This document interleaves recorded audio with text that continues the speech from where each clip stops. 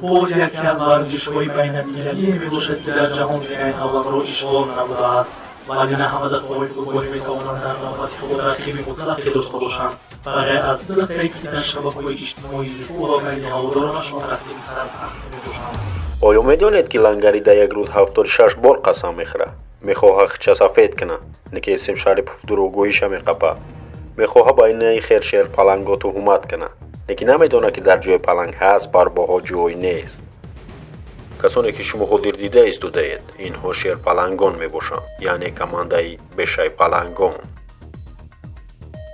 خیختان بینین کومنتاتور پشتی اکران شد، کارشون فقط کامنت نویستند. برای همین ما میخواهیم که یک فوتبال تشکیل کنیم با ایدادگی میپره بازی. روزتون بخیر باشد هواداران و مخلصان فوتبال و ورزش. اینک یک بازی بسیار جالبه که در باز انتظارش بودیم پیشکش و منظور شما بینندگان میگردد. در اینجا تیم دسته بشه پلنگون در میدان خود دسته لنگولی چاد را قبول مینماید و دسته لنگولی چاد باشد میخواهد با بشه پلنگون رقابتی حسابی کشاید.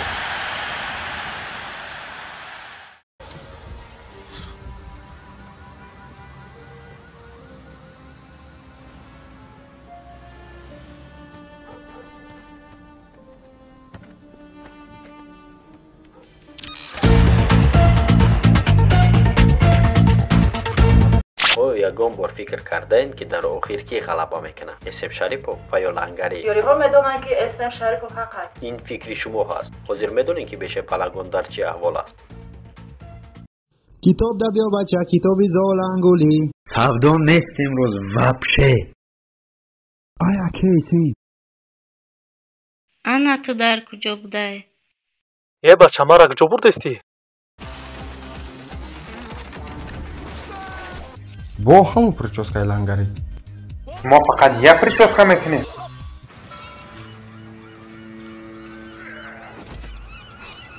یه بچه شوخی داری؟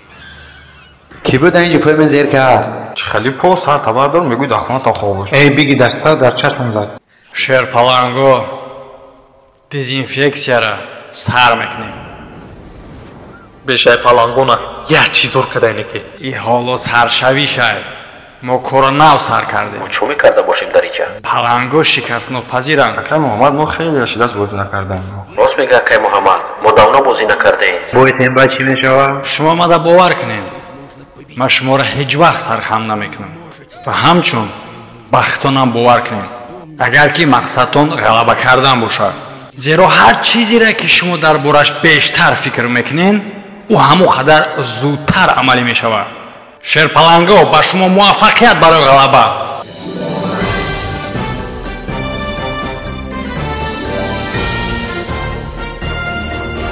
حالا باشد ما شناس میشیم به هیئت بازیگرانی دسته بشه پلنگون. تحت رقم 1 کیوی دروازه‌بان، محافظتگران رقم 4 نور، رقم 5 ایدریس، رقم 3 دشه شریفوف، رقم 6 گژدگر، نیم محافظتگران رقم 8 خره، رقم 11 خولیگان، رقم 17 حبشی، حمله‌گران رقم 10 از طرف دست راست والک، از مرکز میدان رقم 9 کراسافچیک و رقم 7 از طرف کنار چپ زیو. در سای بشه پلنگون با تکتیک 4-3-3 و میدان میبراید.